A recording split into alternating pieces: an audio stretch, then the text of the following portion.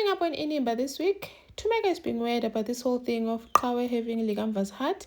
She's starting to feel like or think like Qhawe ulikamva because bemshushuzela calling her ulikamva. Now the whole family is worried, saying kuba uThumeka akakho right. She is not okay at all.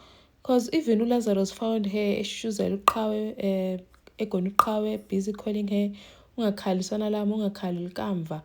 Like, it was so weird for Lazarus to hear, because this says good Thumeka sees uQhawe as likamva.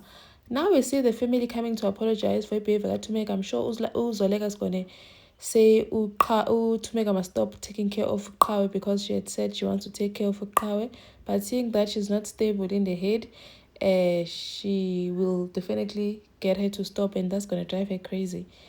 And now Uyanga is feeling left out because the whole family is focused on losing ulikamva and making sure that uQhawe heals. So now she feels left out because there's no one umoyayo. She says that she should have died nolikamva ubhuti wakhe because akho umuntu onendaba nayo or ipain yakhe.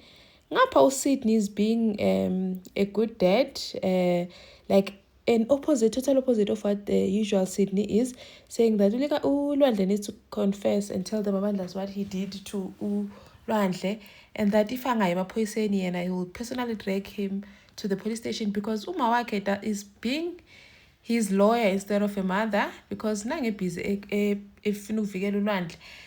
We see uSydney sending a message to Hlathi, meaning that she is setting up a meeting to meet with the Mamandlas and tell them the truth.